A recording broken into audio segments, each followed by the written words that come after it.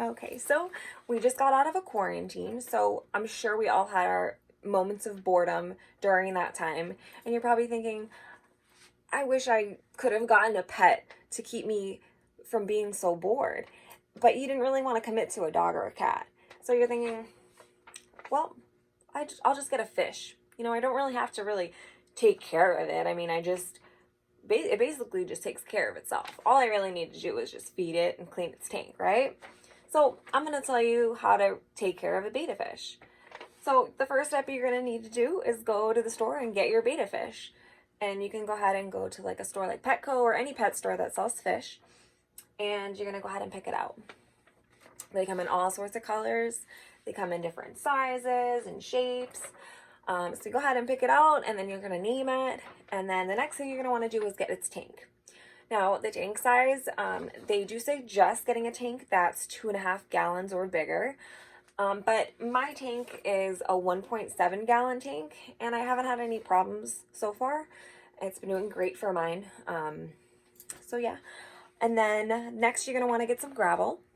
So any kind of rocks, little rocks that can go at the bottom will do fine. Any kind, you can get any kind of color, they don't care.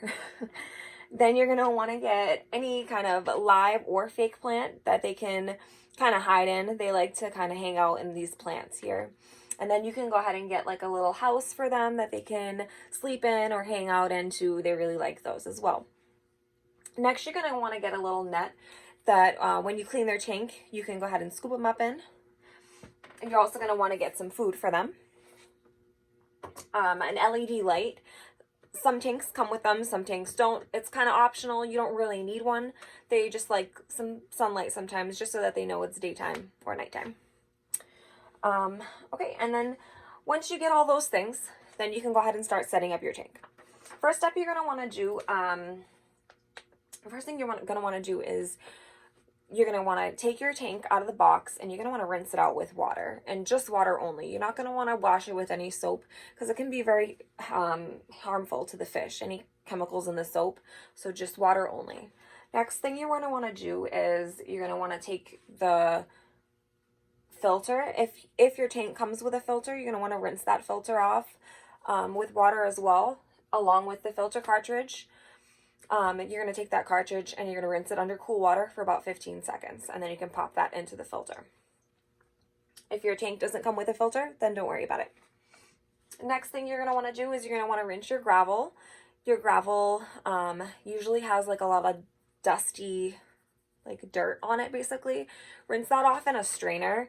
That way you can really shuffle them around and get all the debris off of it. Next, you can go ahead and lay that gravel down on the bottom of your tank. Lay it flat down so that it's easy to put everything on top of it. Next, you can go ahead and place your plants in your tank. I like to stick their roots underneath the rocks so that when you put the water in, your plants don't float up to the top. And then the same thing with the house. I kind of shove it in the rocks so that it doesn't float. Next, you're going to want to fill your tank up with the water. Now the water, there's a couple things you're going to need to know about the water. One thing is, if you're going to use tap water, you're going to want to get a water conditioner for the water. And you can find that at Petco or any type of pet supply store. Basically, it's just because the tap water sometimes has too much chlorine that can be harmful for your fish. So you want to use that water conditioner to help get rid of some of that chlorine that can hurt your fish. What I do is I use a Brita filter, and it clears all that chlorine out for it anyways. So I just put my water in the Brita filter, fill up the Brita, and I just fill up my tank that way. And I haven't had any problems with it. I have used like spring water in the past. I've heard that's okay for the fish, but unfortunately that has killed one of my fish in the past. So I don't recommend using spring water. So I would say tap water with water conditioner, or using a Brita filter to filter out your water before putting it in. So also the temperature of your water is very important. You're going to want to make sure that you have your water between 78 to 80 degrees Fahrenheit, because that's the temperature that your fish is naturally used to swimming in their natural habitat. So make sure your water is at like a lukewarm temperature before putting it in. And then once your tank is filled up to the top, you're going to want to turn your filter on and let your water sit for 24 hours while the filter's running, just so that you can have anything cycled through before getting your fish in. Make sure it's nice and clean.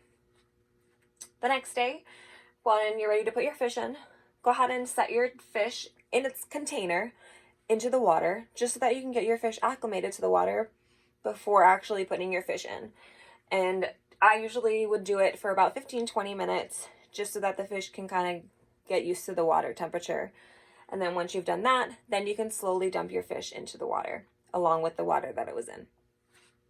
And then once you've had your fish sitting in there, and he's in his habitat, and he's in his environment, and he's chilling, then when you're ready to clean your tank, then here are the steps. And I'm going to tell you now, your first step to clean the tank, you're going to want to shut off your filter.